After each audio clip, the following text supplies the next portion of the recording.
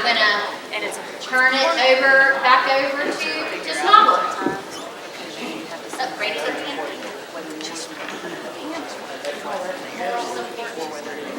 Thank you, Jill. Yeah, we'll go ahead and start the next session, and session 3. And I'm going to do the first half of session 3, and then Joe's going to follow that up second, and then at that time will be lunchtime. As I mentioned before, I want to talk about how dams fail, what you as a dam owner can be vigilant and look for before they do fail. And fortunately, a lot of dams we won't say they fail, but they have incidents. You know, whether it's, all right, I got a new seepage problem, or I've got a sinkhole developing. If you catch those early enough, then your dam will not fail. But if you choose to ignore a small thing, and sometimes they can progress rapidly to a failure condition. So, as I mentioned before, be cognizant of all the little aspects of your dam. Not only the dam, as mentioned before, the abutments of the dam and downstream. Sometimes the water will circumvent around the dam and come out somewhere where you don't think it should, but that can lead to a problem also. So we're going to talk, some of this will be a little bit repetitive to make sure we all understand the terminology. So we'll call this Dam 101. Talk about the circumstances of what leads to failure, what to look for. And then we're going to talk some case history to show you examples of dams that have instances or actually failed.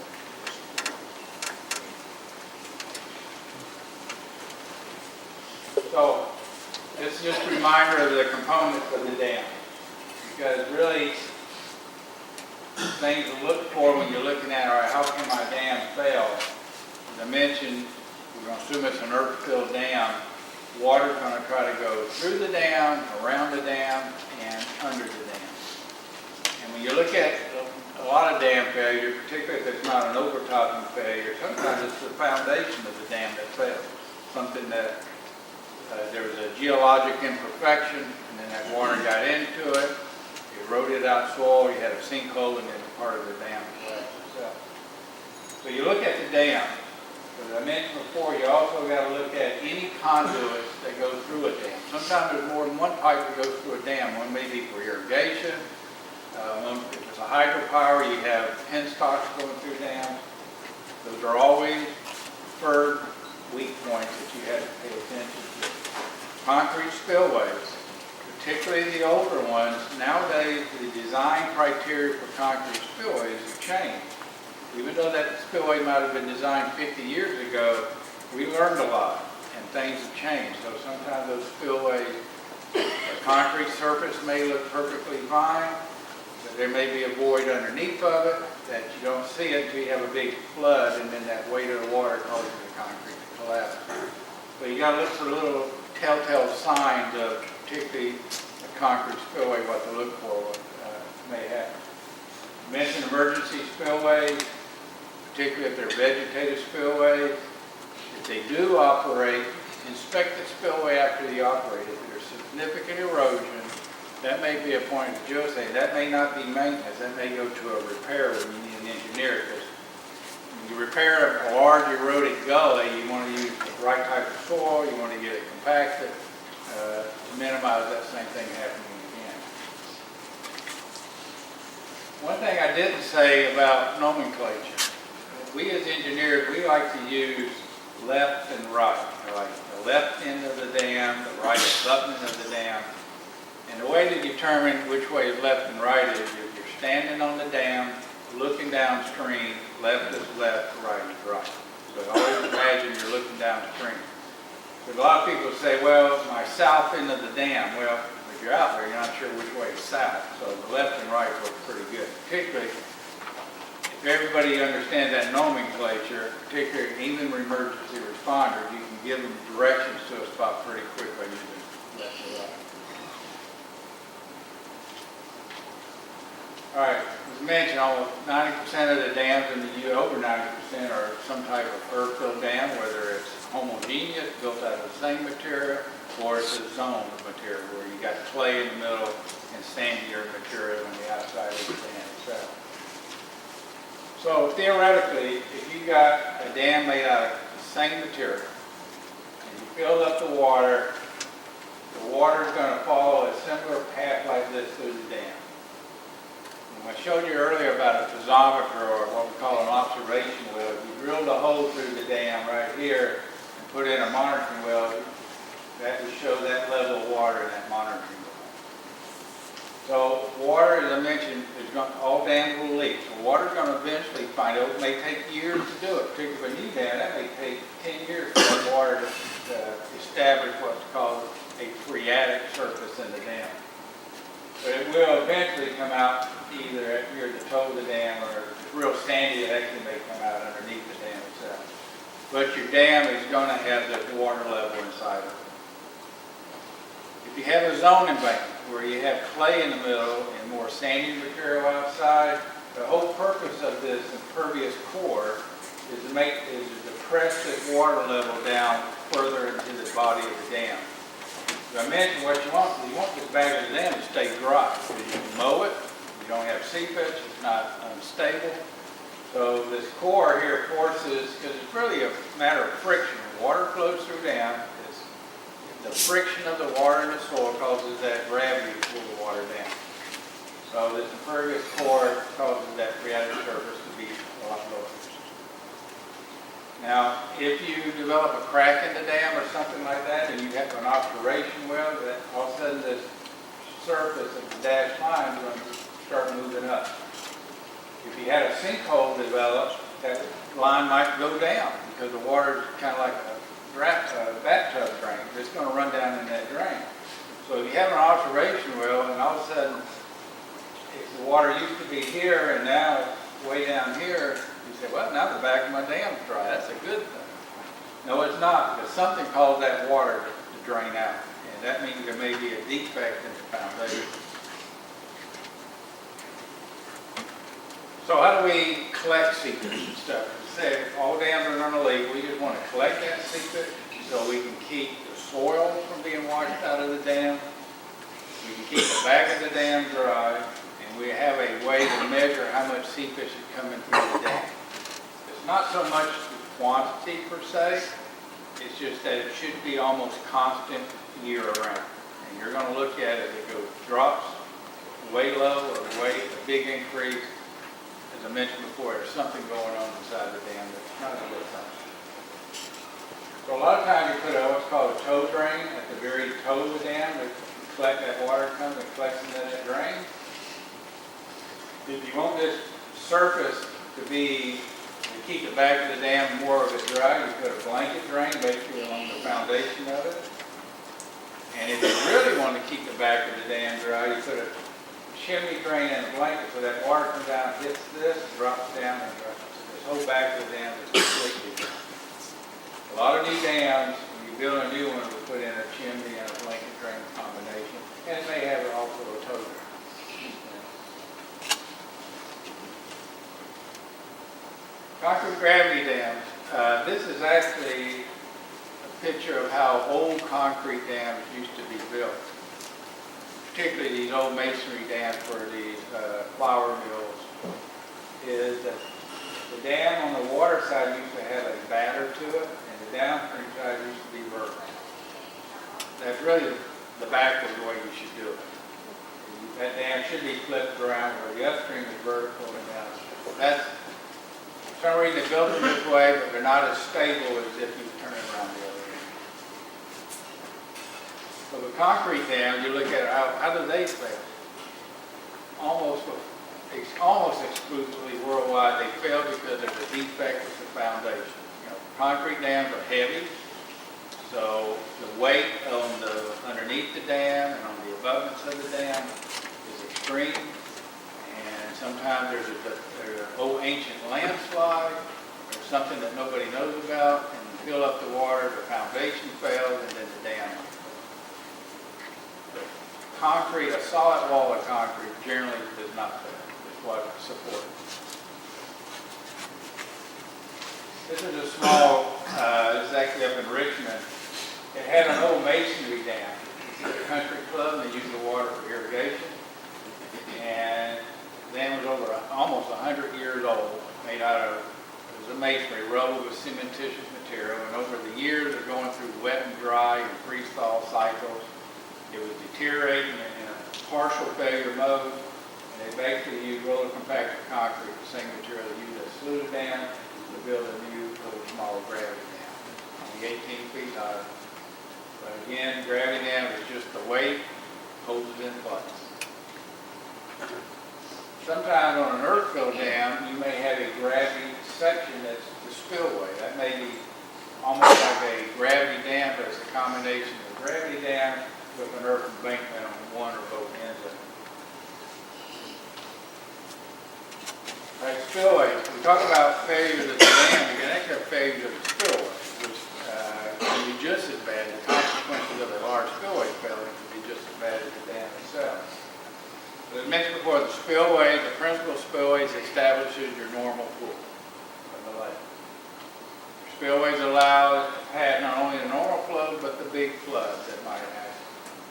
It's got to be resistance to erosion, because when you have water flowing 30 feet per second, several feet deep, it's going to erode. It will erode rock. Sure, it will erode soil. When that water gets to the toe of the dam, you got to slow it down. So you got to have some type of still invasion. Otherwise, it's going to erode the downstream channel. You get head cut erosion. That erosion will work back towards the dam and start affecting the toe of the dam. Still invasion would be a plunge pool at the end of a pipe. As I mentioned, emergency spillways for the 1 in 10,000 year storm events or something. For the real big storms, you got to have something to keep your dam from getting like that. Here's a spillway in North Carolina during a recent hurricane. This is a lateral spillway, and a lot of times on these concrete spillways, they'll be at different. These lateral cycles will be at different elevations. Here you see these are actually flowing a lot more water than these, so they're about 6 inches lower. This is a lateral spillway flowing during a recent one of the hurricanes in North Carolina. And the thing with these concrete spillways, when you have a big flood, after the flood recedes, go out and inspect your spillway to make sure. Because these spillways, this is the first time this ever experienced a flood. So you got to go out there and inspect it, make sure the concrete's not cracking for some reason. You don't have any displacement of the concrete. So you be sure to look after a flood event is to go out and inspect your spillway. This is a concrete gravity dam right here. You see the bottom part, and this is it still invasive, where the water comes down the slope at a very high velocity, and they use the chute blocks and floor blocks and an insill. This insill backs up water in here during normal operation. So all this combined is built in to slow that water down. When that water gets into this channel, it's going at 10 feet per second and not 45 feet per second. And in this case, because general conditions, this is under 5 feet of water, every 5 years they pump this out to inspect everything, make sure everything is still in one piece. And here's a pipe outlet we showed before. I can't overemphasize, you have an outlet pipe, you've got to have your riprap line plunge pool or still invasive for pipe pulls. But normally you just got a little bit of water dribbling out. When you have a flood, and in this case a 40-inch pipe flowing full, create a lot of erosion downstream. Saw this one before. You got to keep in mind when you do have a big flood event and you have an earthen spillway, you're going to have damage. This spillway, there was very little damage. This one had some head cutting, and when it was all said and done, they came back in and repaired that, but that was like $1 million repair. Very expensive. But these spillways are only supposed to operate like for the 100-year storm or greater. So in some cases, you may have a dam that's been out there for 50 years and those spillways have never operated. In some cases, these 100-year storm happens 3 times a year or something. So but keep in mind that you as dam owners, you should have and I'll talk a little bit about this later in funding, you got to start setting aside money now for future repairs and future rehabilitation. Because if you got a metal pipe, you're going to replace it sometime. If you have a big storm event, you're going to have erosion, you got to repair it. So you members are an HOA association where you're annual fee may be $50 a year, probably should be $500 a year. You're setting aside that rainy day fund to repair your dam after a big storm. So this is what happens. Here's an emergency spillway. The degree of erosion, that's not cheap to fix correctly. And while that only happened once, the dam was there for over 30 years, it did happen. And now they got to come up with a lot of money to fix that emergency spillway.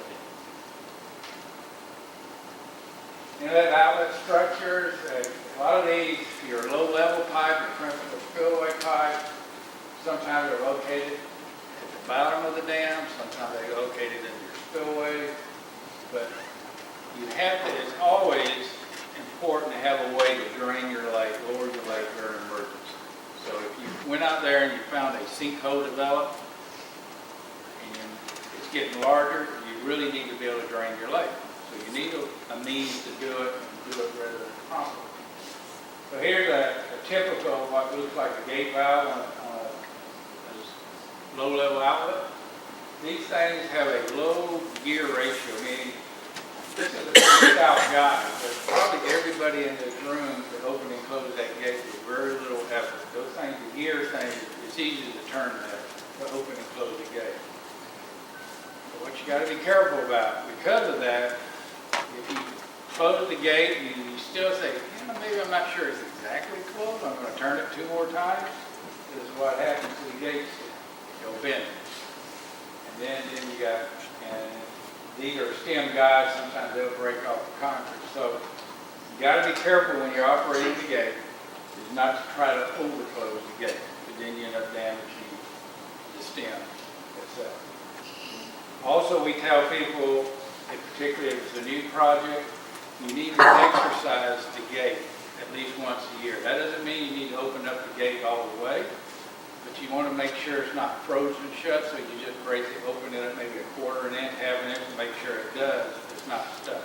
Because in an emergency, if you've not operated your gate for 20 years, probably 90% chance it's not going to open, it's going to be frozen. So exercising that gate just a little bit every year is very beneficial. But keep in mind, if you're a homeowners association and you got a dam committee and you send a different guy out there every day to exercise the gate, make sure they understand not to try to overclose the gate. The next thing you know, you end up with this dam. You can't open the gate, you got to get a diver out there to fix it. It starts adding up a lot of money. A lot of times these low levels are in spillways. There's a gate right here. If you open it, it just spills out into the spillway channel. This one is hard to see. This is that piano key weird. There's actually there's 2 gates. They're right here. There's an inlet right here. And they can't drain the lake. They can take out about 80% of the water out of this lake with the new gate right here. So, and then one of the easiest ways is put in a siphon system. You can put a siphon into a lake and you can manually start the siphon. And a lot of people use that to lower lakes. If you don't have a way to do it, a nice siphon system can be installed below. All right, it's pretty elementary. All right, my dam fell. What in the world can happen that would hurt anybody? Well, the worst thing is loss of life, obviously. People living downstream, traveling on roadways and stuff, they get washed out. Your dam may actually kill somebody if it fails. Then you got supplemental problems, property damage. It may not kill anybody, but it may wash part of their house away. You got utilities in roadways itself, railroads, the environmental impact. All that sediment that's been in your lake for 50 years is now downstream, maybe in somebody else's lake. And they're not going to like it, and they're going to end up suing you to come and get your sediment out of their lake. And that can be very expensive. Loss of use of the reservoir. Now you don't have it for recreation, you don't have it for water supply, and obviously repairing a dam can be very expensive. And keep in mind that if your dam were to fail, and if you don't repair in a certain amount of time, the Corps of Engineers, you'll have basically wetlands established in your reservoir, and then the Corps of Engineers are going to tell you, no, now you can't build a lake back because we've got wetlands, and either you got to mitigate for them before you build a dam, or they won't let you build it back. So if your dam were to fail, you got to make a decision fairly promptly. I'm going to fix it, or I'm going to let it just go back to the natural wetland. Mitigation costs these days for wetlands, for stream impacts, sometimes can cost as much as repairing the dam itself. It's tremendously expensive to mitigate environmental problems with reservoirs. The property dam is quite obviously roadways down below a dam, easily washed out. Even though you may not lose a loss of life, damage to houses downstream can be extreme. The loss of the reservoir itself, all the fish, everything going downstream. Talk about some of the more ways dams can fail. Talk about one of the biggest ones is inadequate spillway capacity. That's probably the most common thing. When a state has a dam safety program, they make you require you to pass a certain large storm event. And they're large, generally greater than a 100-year storm. Generally greater than your dam has ever seen in its life. You can operate the dam. Instead, you go there and open up your drain gate all the way, and then you say, I can't close it now. So now you drain the reservoir, you release a lot of water downstream. Mentioned spillway scour, erosion on the conduits is a problem. The seepage issues, like I said, seepage issues generally cause the dam to become unstable because it gets saturated. Soil gets saturated, it's on a slope, it's going to want to slough off. And when that starts to happen, it's progressive. You just start losing more of the dam and eventually it fails. Jill mentioned that Toccoa Dam failure killed 39 people in North Georgia. It did not overtop, even though it rained for several days. But they theorized it got to the back of the dam because of seepage and all the rain became saturated, and the back of the dam slid off. And on that particular dam, during the night, a couple of firemen went up with all the rain. They were concerned. They knew the dam was over. Went up and looked, and they said, all right, the dam is not overtopping. They came back down, and not long after they had failed, actually one of the firemen was killed at his home. So they knew there was some concern, but they said, okay, spillway's working. It's not, but actually the back of the dam slid off, and then it released all the water. Joe's going to talk about earthquakes. You all had the Charleston earthquake, so a lot of South Carolina is potentially in a high earthquake zone. And the big thing here is liquefaction. A lot of times, and Joe will show you a good video, basically underneath the dam can become quicksand, and then you lose the whole dam will just slide off its foundation. So anatomy of the dam, what you should do partly when you're inspecting the dam, there's cracks in the dam, particularly cracks that go in the upstream and downstream direction. Usually they'll occur when the dam has just been built, when things, as Joe said, trying to find its happy place, everything's settling. But then what if a crack develops both upstream and downstream? Well, that water's going to run through the crack, be a serious problem. Mentioned before, seepage, particularly when you're filling up a reservoir for the first time, that phreatic surface inside the dam is going to find its happy place, and hopefully it's not such that water is seeping out the back of the dam itself. Anything along a conduit, as mentioned, I can't overemphasize, a pipe through a dam, even if filling the reservoir for the first time, or where you drain the lake and you refill it for some reason. You've got to watch around water exiting around the pipe. I'll show you some slides later where water is actually spewing out around the side of the pipe, not in the pipe, but on the outside of it. And then, like I said, foundation issues. When you start putting the weight of a dam, the weight of a reservoir, you're not really sure what's underneath the dam. You're not sure how it's going to behave. Nowadays with natural gas, you hear about this fracking, where they're fracking stuff, and those things actually create small earthquakes. Generally, a small earthquake's not going to be a problem, but if you feel an earthquake of any size, you should go out and inspect your dam to make sure nothing has changed with it. The main events that can cause failure is a huge rain event, a large earthquake. If you you've got a large reservoir, you can create very large waves on a reservoir.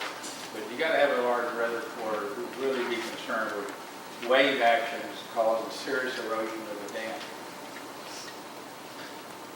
I don't have to tell you guys the hurricanes y'all had. This is some of the rainfall events in 2015, where we were up in the 20 some odd inches of rain in this area. An extreme rainfall event. A 100-year storm might be 8 inches of rain or something, and you got almost 2.5 times that. It does happen. People talk about climate change. It seems to have more robust storms maybe than it used to have. So we got to be prepared for it. And erosion, we talked about either out of a pipe or a spillway. It can, once these spillways activate or pipes road, that erosion can occur and you can have failure overnight. You may go out just before dusk and your spillway is flowing full, everything looks fine. You come back the next morning, your dam's breached, your lake's gone. That erosion can be fast and furious. So you just want to, if you're having a large storm event, don't go to bed at 7 o'clock. I think everything's fine. You got to look at it throughout the night if that spillway is flowing pretty full. Things can change rapidly. And that's where you, if it is, you need to implement your emergency action plan. So if you got erosion from, say, overtopping, it means your spillway is too small, or your spillway is blocked with debris. It's amazing. I'll show you some pictures. When you have a large storm event, how much stuff in your watershed will end up in your lake. Not only volleyballs and basketballs, but it could be propane tanks, it could be trees, it could be everything that's laying out in somebody's yard. Next thing you know, it's in your lake, and it's blocking your spillway. So, and that goes back to the inadequate freeboard, that distance between normal pool and top of the dam. Sometimes that's not enough for these large storm events. So you get overtopping flows over your spillway. A lot of research has been done saying, all right, think about a nice, well-engineered dam. It's got a very good grass cover, keep it mowed. You can get inches, if not a foot of water flowing over that with minimal erosion. That grass will just lay down, and that water will flow right over. But what happens generally, all it takes is one little weak area, one little gully, and then it just it'll grab that, and it'll start washing out the dam, and the grass get wider. So here's one, you see with the dam, the emergency spillway is flowing full, and the dam is overtopping, but it's got a decent grass cover, and that will survive that sort of event. Here's one, actually in Hawaii, did not fail, but you can see, here's the lake, with significant amount of erosion on the dam itself, the guy standing down in one of the gullies. So that little section of dam right there prevented the whole lake from washing out through the dam. So overtopping in this case did not fail the dam, but it came very close to causing failure. Here's an NRCS flood control dam. They're designed for floods, but not this size. Here's the water coming through the emergency spillway, and here it is over the low end on the left end of the dam over the top of the dam. Talk about debris. As I mentioned, it will end up in your lake when you have these extreme rain events. This is actually a dam under construction in South Georgia, and they had built a temporary diversion while they were building the dam. They were clearing the reservoir of all the trees for the new lake, and then they had a large storm event, and all this stuff came in. There's a couple pipes underneath all this debris. Well, now the water can't get to the pipe. And in this case, it's costly down over top and fell and did a lot of damage. So keep in mind, while generally your lake is very clean, pristine, it's great. If you get a big storm, you're going to get a lot of stuff coming into that lake. This is an extreme. This is up in Virginia. It's a concrete dam, and they had what's called a half PMP storm event. It was like, I think it was 19 inches of rain in a day. They actually had some landslides that put a lot of woody debris in the lake. And you see all the trees. You can walk across the reservoir with all the woody debris. So it can happen in these extreme events when everything is not tied down into your lake. your spillway is not on a good foundation. It doesn't necessarily prefer to be on rock, but a lot of them are on soil. If you design them properly, it will work great. But if you don't, this is the consequences of it. Water gets under that spillway and erodes it, and then you start losing your whole spillway rather frequently. Here's one where, as I mentioned earlier, that these emergency spillways out of earth are subject to erosion, particularly if the storm lasts a long time and the soils are fairly erodible. So this is where the emergency spillway was. So you can see the amount of erosion from the bottom, and not only this was a spillway channel, you see it here. Well, it kind of came through and then cut back and started washing the dam away before it went downstream. So here you had a failure of the emergency spillway and almost caused the complete dam to fail just because it kind of went back on itself. So a lot of these earthen spillways that are now being analyzed, we're saying they're unsafe. You've got to do away with them and put in a concrete spillway. So we're seeing a lot of this, particularly if you're in the coastal plain, where obviously sands are highly erodible. These earthen spillways are generally not going to be adequate. Seepage erosion and seepage failure. A lot of times seepage, it occurs over time. It's something you can see. It's something when you're mowing the grass, next thing you know, you're stepping in water and it's kind of soggy. It wasn't there last week. You got to constantly be on the alert for seepage. And what happens is when you have seepage, what that can lead to is what we call piping. And that's where seepage comes out of the dam, starts carrying material, and basically you have backward eroding. The channel will open up from the downstream and work its way back towards the lake. So you're basically creating what we call a pipe, or a pipe failure. So you're removing that soil. That generally takes a fair amount of time. So when you're looking at seepage, if it's muddy seepage, then you have probably a pipe develop. So when you're out there mowing the grass, walking the dog on the dam, and I'll always be cognizant, do I have a seepage problem? And is that seepage now has muddy water coming out of it? If that happens, you call Jill or John, you call your regional person, because that is an immediate problem. So let's talk about seepage. As mentioned before, all dams are leaked. So this is that what we call phreatic surface. It's going to develop in a dam over time. So here's the seepage, and then if you have piping, as I said, it works from this point and starts working back towards the lake. And when it gets to this point, now water is flowing through a crack in the dam, a hole in the dam, and you are losing the dam at that point. You want to catch it when it's down at this level, not when it's up at this level. So this is a boil. When water at the toe of a dam, when you have enough velocity and head of water, that water will start what we call a boil.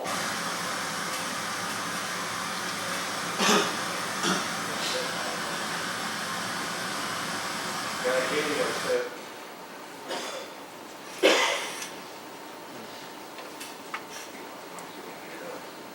So what happens is when you got this piping channel developed, you can release a lot more water at a higher velocity, and it kind of what we call a boil. It starts boiling up out of the toe of the dam. And not only that, it's starting to carry sand.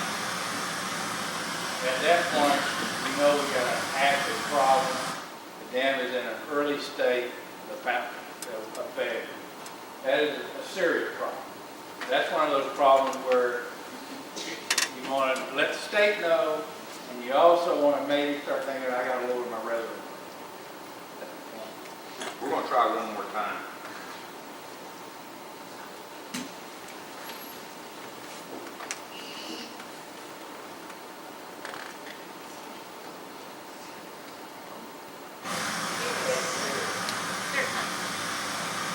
So you see that is bad.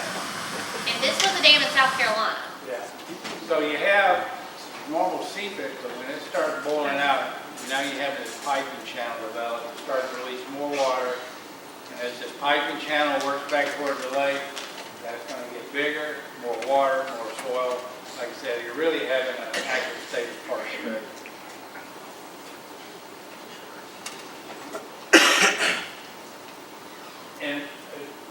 reminded me that when you have those, a lot of times you say, all right, I got a partial failure. A lot of times what you can do is put what we call a reverse filter.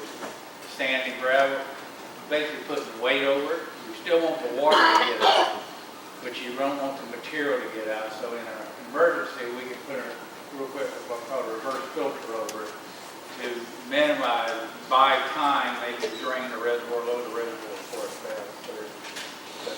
Those are serious problems when you have a boil development because of the dam. Seepage can be poor construction when you didn't compact the soils in the dam properly, or use the wrong type of soils. Again, it can be in the foundation. You may know very little about it. It may not be the dam itself. Rodents, which we'll cover later, when you have muskrats or beavers or badgers, they actually burrow into the dam. And if it's a small enough dam, you may have a burrow going both upstream and one downstream, and if they meet in the middle, now you got to hold it through the dam. Small dams have to fail from burrowing and way. Tree roots.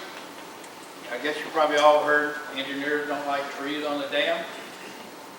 The old wives' tale that I guess that tree roots kind of hold the dam together. And I guess in a sense they do when there's enough of them. But it's a bad thing because if the tree's large enough and blows over, it can blow up a big enough root ball. You can have a partial breach of the dam. Or if a tree dies and the roots die and rot, now you got rotted roots in the dam, which opens up seepage there. So generally, you just want dams to have a nice mowed grass surface. As I mentioned about the seepage may not be the dam, it may be the bucket. Particularly, as I mentioned, concrete dam, the seepage may be at the contact. The dam itself is perfectly fine, the water is actually running around the ends of the dam. This is a large dam, Bureau Reclamation design. They were filling this dam up for the very first time, 300-foot high dam. The water was almost full. That's a V8 bulldozer sitting over the top. These pictures were taken not by the Bureau Reclamation, but by a tourist that was just standing over on his bed watching this. And noticed a leak developed. And literally like 3.5 hours later, breach of a 300-foot high dam. That piping failure happened. Noticed it in the morning, and by lunchtime, this is what you got. And it killed, it was less than, I don't know, it was 9 or 10. It killed some people and did a lot of property damage. Let's do that now.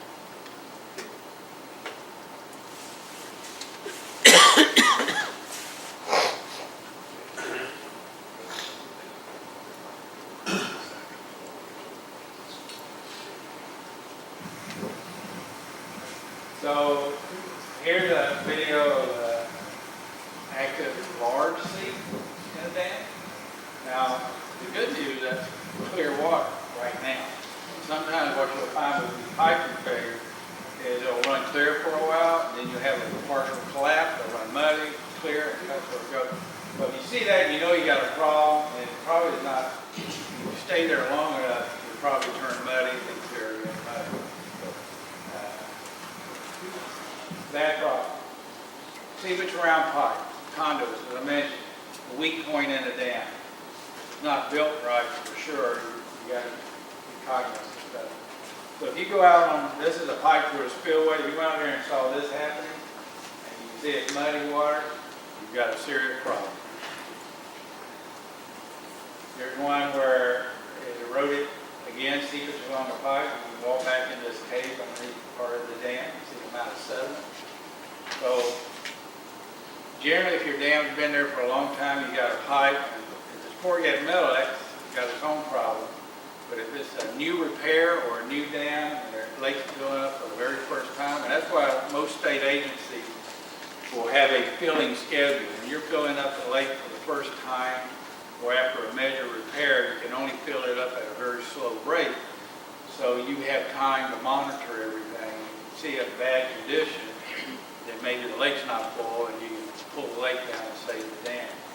But particularly on pipe, it can be very serious. Here's one that actually failed. It had two pipes from the head wall, it had piping, and actually the dam fell off.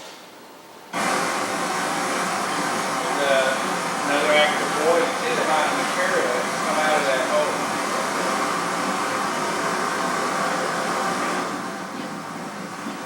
This is Langley Dam out here in South Carolina below its that velocity is not only carrying sand, it's carrying small aggregates. That's a serious problem. And the last one I'm going to turn it over to Joe is, all right, you don't see that boil but you're walking down and you see a small whirlpool. You can see right there in the lake. You can see the hole underneath of it. So now here you got a whirlpool. That water is being sucked down, and in this case wasn't going through the dam, it was going underneath the foundation. So not only do you look downstream, kind of look out into your lake to make sure you don't have any small whirlpool forming, because that can be another incident where you say, all right, now I've got a serious piping problem somewhere. I don't know where the water's coming out, but it's going underneath my dam somewhere. I'm going to turn it over to Joe, and he's going to continue this session.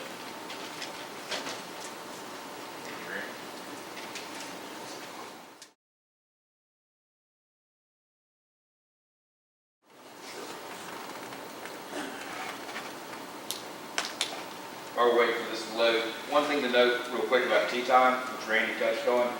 That was a federal project, right? I mean, it was 300-foot tall dam by the Bureau of Reclamation, the preeminent designer of dams in the U.S. It was well monitored and everything else. Seepage had been occurring at the toe for weeks, if not months, and of course the dirty seepage occurred within a day.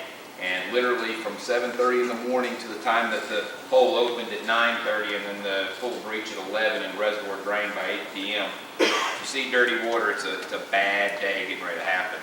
And the example we gave at Langley, there was an emergency response with that boil. The emergency response was putting a reverse filter on it and immediate lowering the reservoir, opening gates, installing temporary siphons, and getting the water down. And you get the water, the head pressure off, and the boil will stop. It should stop. Hope it stops. Maybe it stops. I don't know. We stopped it at Langley. Okay. So we're going to continue just a little bit. We're going to talk about earthquakes, slope instability, poor operation or maintenance, and then vandalism.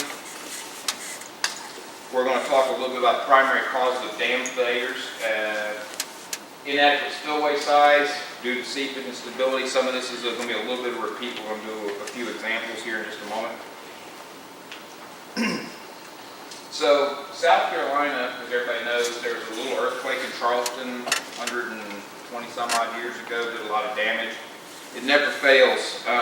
One thing you're going to notice a trend here. Anything that affects a dam seems to be at night, Friday afternoon, the weekend. I don't know why it can't be Tuesday at noon when I'm already at work. But a couple examples of earthquakes in LA and the damage. So you have a large earthquake and then the failure of the upstream slope. And then more important and closer to home, the Charleston earthquake, which occurred at 9:50 p.m. 4 foot of water from, unfortunately, Langley Pond Dam in Aiken, South Carolina, which we're inactively repairing, which had the boil. It moved that locomotive with 4 feet of water. So to put that in perspective, Augusta to Charleston, 150 miles. So earthquakes are a major component, and it's not just in the coastal plain. There's another seismic region that runs up the Appalachians. It's called the Southern Appalachian Seismic Region. It kind of touches out towards Clemson, Oconee County. It's a little bit further west of that, but it does touch that. Now, the safe area tends to be the Columbia out to Greenville, tends to be the lower seismic region within South Carolina, relatively speaking.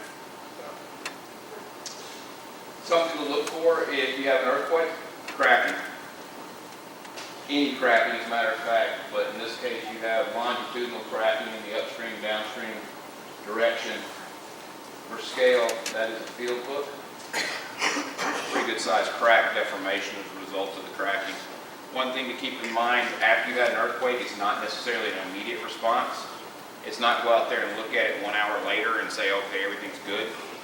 What happens is the soils will lose strength as a result of the earthquake. And not only should you inspect your dam immediately following the earthquake, you should be inspecting your dam repetitively on a couple hour basis and a daily basis for as much as 3 or 4 days. As those soils go through a loss of strength and then settling again, you can have new seepage open up, you can have settlement issues, you can have slope stability issues. There are a variety of items. It's not a one and done with an earthquake. Example, this is the dam 6 hours after the earthquake. Doesn't seem to be any issues. 24 hours, liquefaction had occurred, loss of strength in the soil, significant seepage had occurred. So real discussion on liquefaction. This is a little laboratory example of something we did.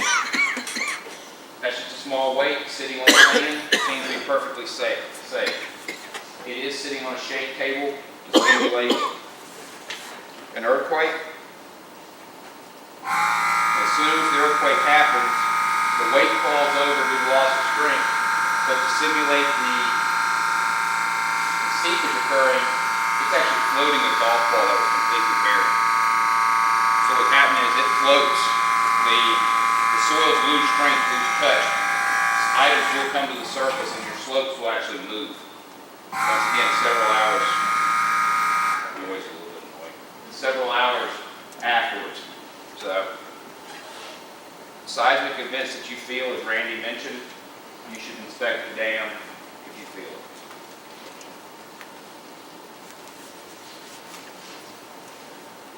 These unstable slopes, would we have seen them in advance? Probably were indications of cracking along the crest. Maybe a difference, a drop that you feel when you mow the grass. Of course, if it was caused by an earthquake, maybe not. But in this case, you would look to see if you had some settlement along the crest you'd feel as a bump with your lawnmower as you were mowing.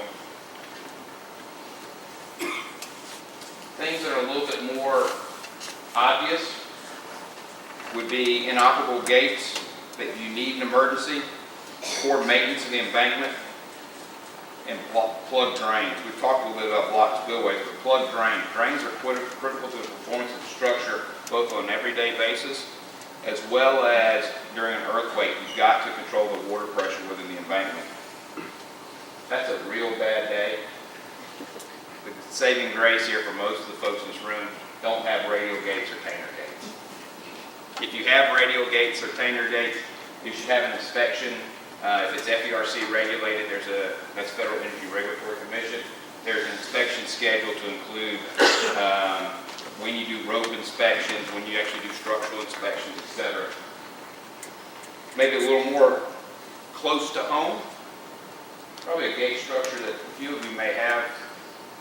In this case, the stem is located in the center. The frame is located on the exterior. I'm just guessing it's going to be real hard to operate that gate with the frame corroded and gone. Not to mention we do have a bent stem. In case of an emergency, we really need that gate to operate to drain the reservoir. Another example, that's your gate, a little heavier duty gate. That is actually what's called your gate frame at the bottom of the lake. In this case, the gate was overloaded during the closing process and literally pushed the gate off the face of the dam with a concrete structure and completely failed the gate. It becomes a maintenance issue and an expensive one at that. Drains. Randy spent a fair amount of time talking about the importance of drains. They keep the downstream slope dry. They provide a mechanism for collecting seepage and preventing soil from eroding from the dam. When you're looking at your drains, you need to open them if they have a cover. You need to look for animal guards, assuming that they are installed or should be installed. The reason this one has a cover real quick is because there's a tailwater issue, a backwater condition that would want to flush water up the drain. And we typically like to prevent that because that charges the embankment from the wrong direction. But in this case, you also want to look in there to see if you have soil that's being captured in the drain. Not just dirty water. The presence of that flat valve may be preventing soil from exiting. The good news in this one instance is that is not soil. That is a product that is known in the southeast as iron ochre, O-C-H-R-E. It's an iron-bearing bacteria that occurs in clean water due to iron-rich soils. It's red. If you put it on your clothes, just either wear them forever and they're going to be red, or throw them away. You're not going to wash it out. It is the perfect stain. It's gelatinous. You can feel it. That needs to be cleaned out of your drains on a routine basis carefully. Not with high pressure, but it needs to be washed out to allow the release of water in a controlled fashion.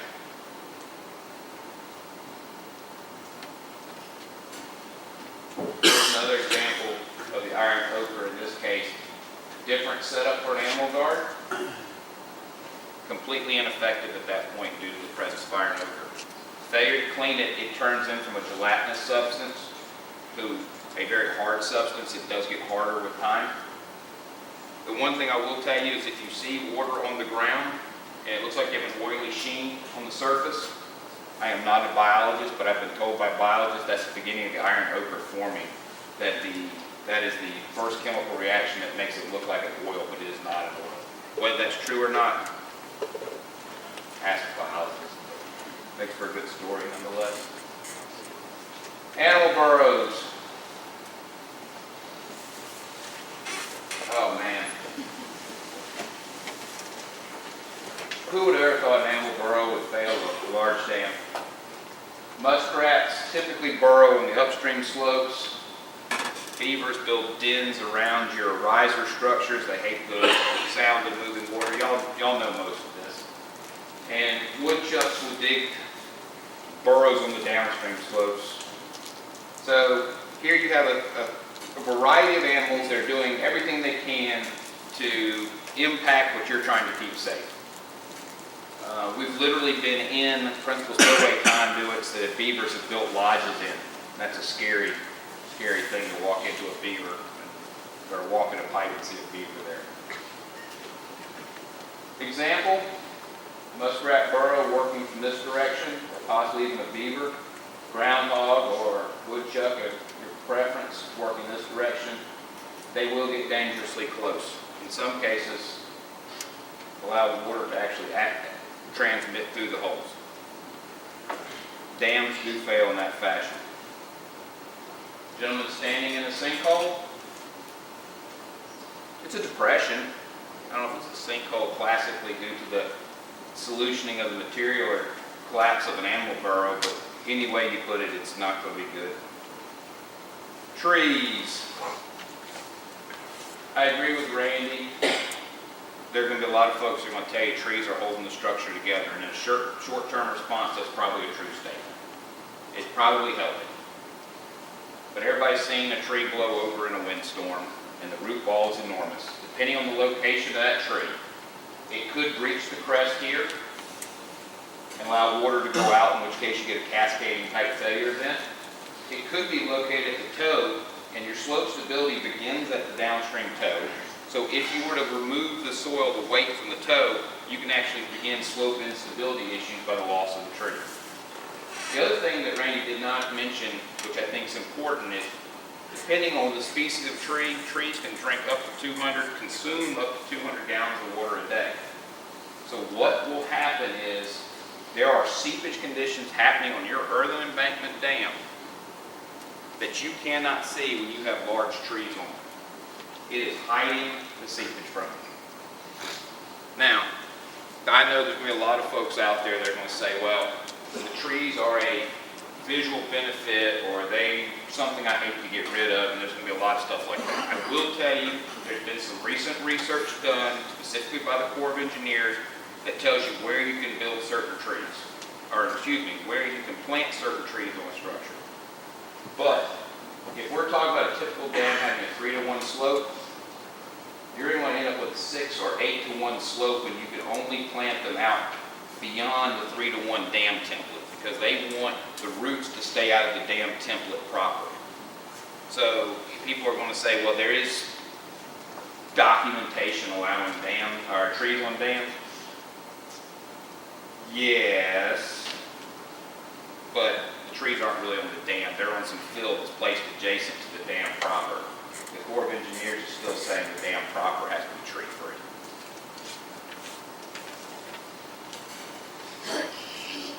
Example of uprooted trees, seepage has occurred. This is several different trees here. The tree was actually located here, and as a result, seepage has continued to degrade the structure in a downstream direction. Undesirable vegetation across the board. The trees on the upstream slope, you can't see the muskrat or animal activity. You don't know if a hole is being created. You can't see the whirlpool possibly. Your view of the lake is impeded. On the downstream slope, tree roots generally go out to the limits of the tree. So that means for that tree right there, the roots are up to the upstream slope. When that tree dies, there's a pretty good chance there'll be voids all the way to the embankment once the tree roots rot. Perfect example.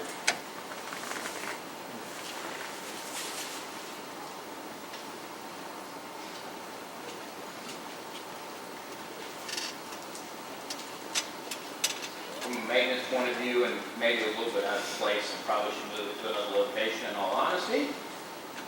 Maintenance of spalled concrete. It's just an area where you need to watch your structure for long-term performance and degradation. Structural problems, which would be associated with seepage, specifically with your outlet conduits. Holes or cracks in the pipe. Corrugated metal pipes, which we touched on a couple different times, were the conduit of choice specifically by the Soil Conservation Service, which had a 2-sheet set of plans to build farm ponds throughout the southeast. Worked fantastic. Worked fantastic for farm ponds when people own hundreds, if not thousands of acres of land, and the only hazard was cattle because the only house on the 1,000-acre land was well above the pond. Unfortunately, those structures have been turned into recreational facilities or homeowners association ponds, and what you get now due to the corrosion is a series of holes. Equally as important is if there's no hole in the pipe, the joints of the corrugated metal conduits are not watertight. There's a pretty good chance that you are transmitting soil every time that pipe flows just by having the joint pipes that exist there. Equally important is a joint offset. The joint offset is actually something that indicates your foundation has moved. Pipe was pretty good chance it was laid in a straight line or the pipe was connected. And most contractors will make sure the pipe's connected. If the joint's offset, there's a pretty good chance something's moved underground.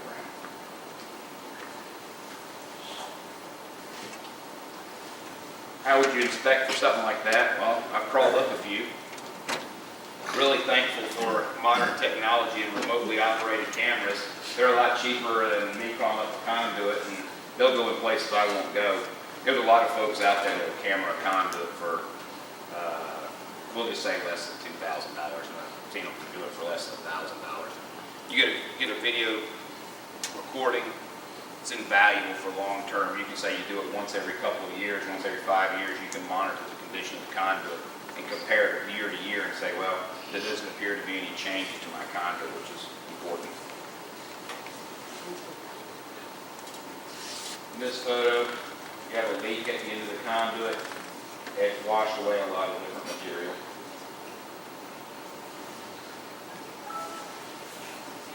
Randy pointed out a piping failure in the past where water has been seeping along the exterior of the conduit, causing an erosion gully through the dam.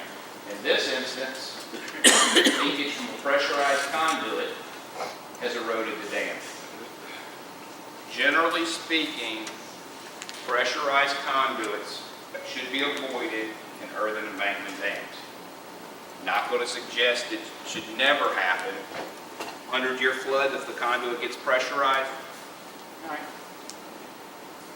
If the conduit is designed to be pressurized, completely encased and redundant, and it's a power supply or water transmission or something like that, possibly, but for the majority of the conditions that would exist for the folks owning damaged rooms, your conduit should not be pressurized because of, if there's a hole, if there's a leak at the joint, it's going to wash material out at some point.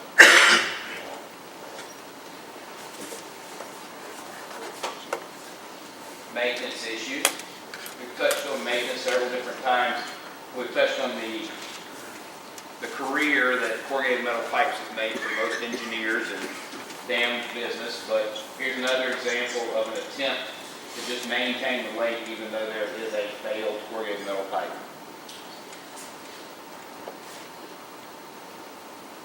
And I'm not sure who put this on here, and this is a photo we took, or we have someone similar.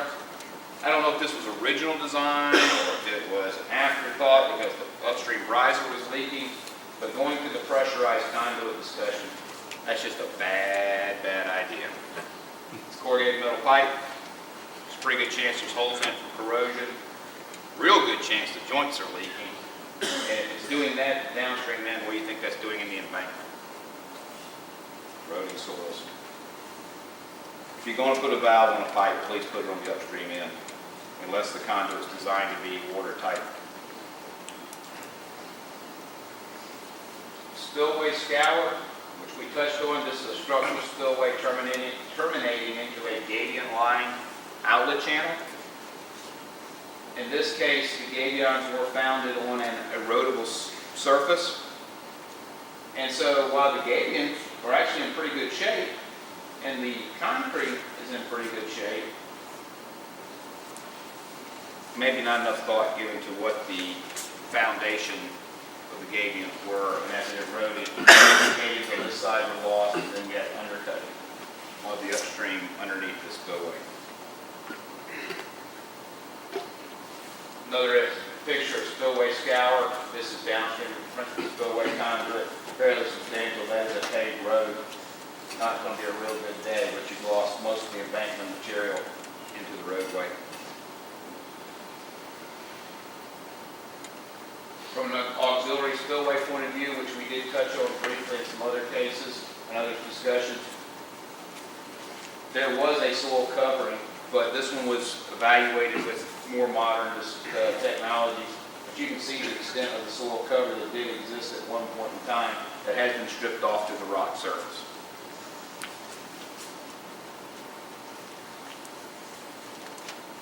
Undersized spillways. Probably the most common issue other than maintenance with dams. Randy touched on it briefly that storms are getting more intense. Certainly a possibility.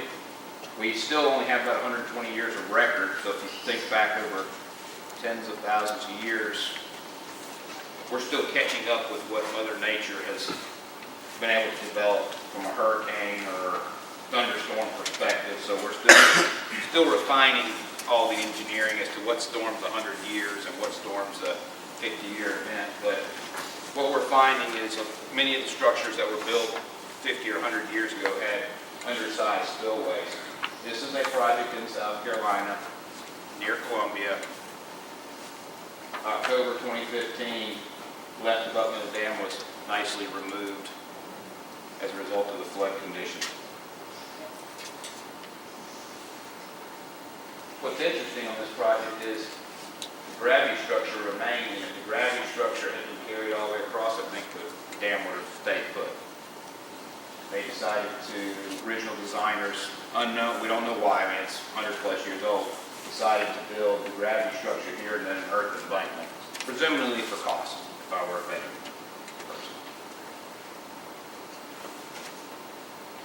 Damage, this is a dam with a road on top, another example of an an undersized spillway.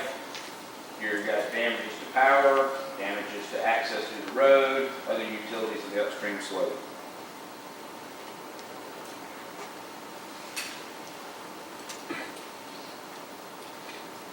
Maybe a little harder to tell sometimes are structural deficiencies. There's times when you're doing your inspection of your dam and you're looking for structural deficiencies. An engineer or someone who's a little more familiar with design process and construction process may need to be called. But there's times when not. If you look here carefully, even though the spillway flows on a full basis, there's a change in what the water looks like. Fairly smooth. And it's pretty turbulent, as indicated by the whiteness in the water. The spillway slab has been displaced here at a joint and popped up there. after the water was turned off, lake lowered, a little better picture of what's going on. Sorry, we just don't have a real good picture. Terrorism, vandalism. As private dam owners, there's a lot of folks out there who say, well, what terrorism or vandalism do I have to worry about? I've got a 5-acre pond, it's on my private property, or it's in an HOA. I know what I did as a kid. Some things I'm not proud of. I just think you need to be diligent. Not all terrorism or vandalism is intentional. You know, for example, so you let someone fish in your lake, and they got a little boat. Do they tie the boat up to the riser structure, especially if it's corrugated metal? You got a problem. I've seen them pulled over by the boat just being pushed away. When you have drains, I've had people drop stuff down the drain cleanouts. When you have the drains and we put cleanouts on to allow you to flush them out, I've seen people drop stuff down, and they do the same thing with your monitoring wells that Randy's talked about from time to time. Simple protection mechanisms, locks, I mean just a simple lock on top of your piezometer if you have one, bury in your cleanouts just 2 or 3 inches below the ground surface and marking them with a concrete cap so that people don't know what's there and generally won't mess with it. I think attractive nuisance is probably the best way to look at it. From a pure terrorism point of view, larger projects are subject to terroristic concerns. There are certain agencies that are concerned that if you have gates that are computer controlled, that you need to have appropriate mechanisms to prevent unauthorized access to the computer system remotely or otherwise. Presuming that we're not talking about most of that, most of it we're talking about just keeping interested or disinterested parties from just being a nuisance to the project.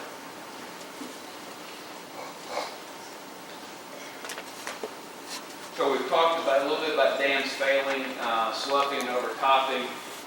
We're going to talk a little bit about your options for dealing with unsafe dams, and then we're going to go through just a couple of examples, and I'm sure folks who want to get something to eat. We're coming up on lunchtime here shortly. So obviously, it's pretty straightforward. You can repair the dam, you can lower the impoundment, or you can remove the dam. Removal of the dam seems to be a great option. Couple of items. It's least expensive, and from an environmental point of view, you may get credits back in the lake bed for returning it back to its natural condition. As Randy pointed out, the odds of you ever building the dam 5 or 10 or 15 years from now, if you permanently remove it, are approaching 0. In today's time, with today's environmental permitting, the cost of getting a permit is prohibitive for building new structures for small entities. So while it may be attractive from simply a cost perspective, you need to look at long-term cost and do you want that lake? Does it add value? Does it add tax base? Does it do anything else as you look at the options for dealing with an unsafe or structure that does not meet current criteria? So as an owner, as Jill pointed out, inspect the dam on a frequent basis. You're the owner. Hire an engineer, do it yourself. Inspect during and after major floods, earthquakes as well. Take emergency actions, which we'll talk about after lunch. And I'm going to give Randy a hard time. He gave me one of the most engaging topics. I hope no one falls asleep during EAPs. Report damage and changes. Report it to your safe dams folks, and maintain your dam. So it can happen to you. All eyes are watching you. There are folks that recognize that dams are unsafe. They're watching every day. Failures do occur.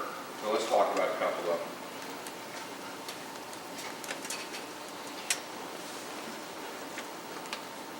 We're going to skip through a couple and we're going to get to some. We're going to spend a little more time on. There's a nice hole in that structure, pretty obvious. Just a breach due to spillway capacity. But we've talked a little bit about Toccoa Falls. We've talked a little bit about Teton. You say, well, those are 40 years old. Notably, Hawaii 2006, Missouri in 2005, y'all can read.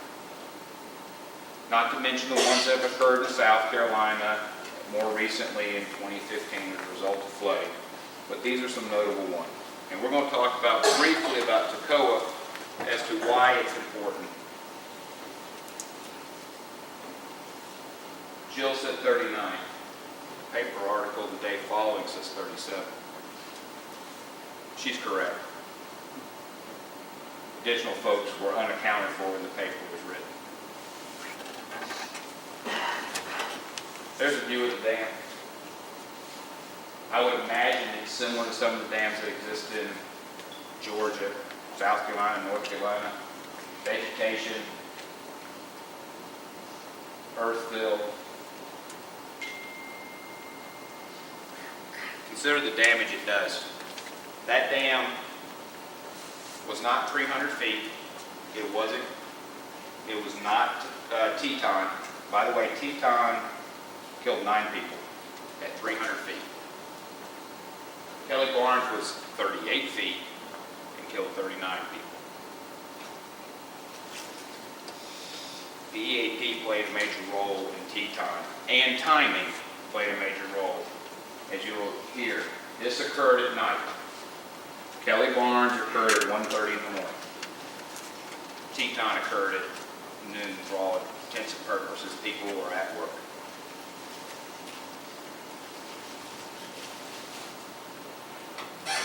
Moving water is extremely powerful. I'm sure y'all have experienced it once again in 2015, but a dam failure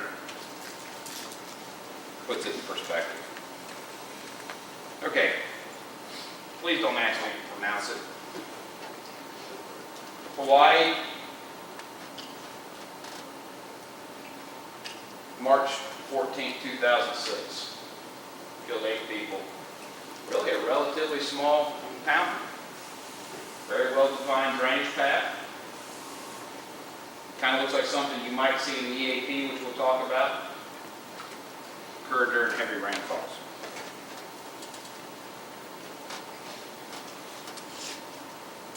This one, to me, is amazing. Owned by a major power company. Occurred because of 1 or 2 small items with the fact associated with water level indicators not functioning properly. If it had happened in the summertime, I don't think 3 critically injured children being hit and they all survived. I think we're talking hundreds, if not thousands of people, because it happened in a time where the state park was not occupied. It's literally on top of a mountain. Pumps forgot to turn off is essentially what happened. Pumped over the dam in a well-defined path of damage.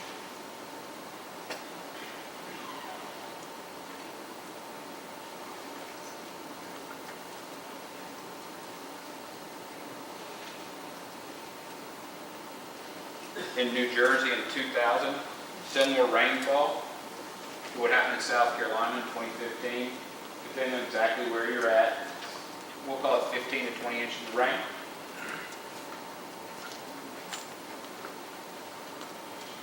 $1,752 people evacuated. There's a cost for that, not just loss of life. Then you have a dam fail, loss of bridges and roads, loss of utilities.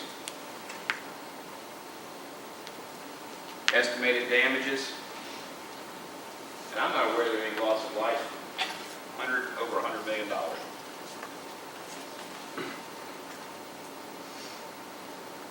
Big Bay in Mississippi, once again, it wasn't Teton. Teton's over 100 foot tall, not to mention the topography relief. 60 foot tall earthen dam. It was a big lake, 1,100 acres. 10 years old, 12 years old, 15 years old roughly. Had a history of seepage. Didn't think the seepage was an issue.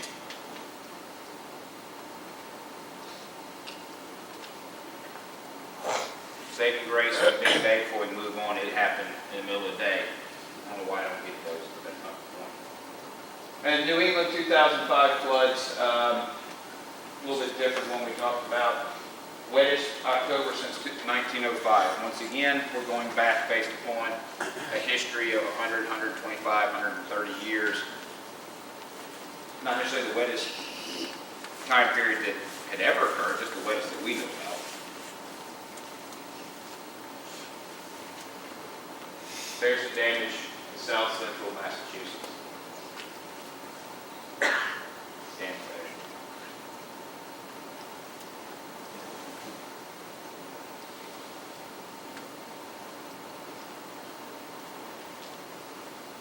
It certainly happened. So, quick conclusions. The flooding is going to occur. Dams that typically survive the flooding are well designed, well maintained. That's the dam on the facility. Operated properly and protected during the floods. And what I mean by protected during the floods, you have an active EAP. The EAP not only includes items, and we'll talk about this, not only includes what to do if the dam is failing, but it's also what do you do to prevent the dam from failing if there's a problem. Stockpiles of materials, ways to lower the lake, there's a lot of different items. The dams that don't fare well, conversely, unengineered, poorly maintained, and poorly operated. And the way you control your liability is comply with South Carolina dam safety and make sure you meet the South Carolina dam safety criteria and that your dam is well maintained. That's the part that you can do as a dam owner. So from the case histories that we threw up, everybody talks about the big ones. Everybody talks about Arkansas. Everybody talks about Teton. The fact of the matter is a 38-foot high dam in 1977 that created the dam safety program. They don't have to be large, cause loss of life, or cost millions of dollars or hundreds of millions of dollars. If you store water in an elevated condition, it's has the potential to generate a lot of energy if it's released. The key is maintenance.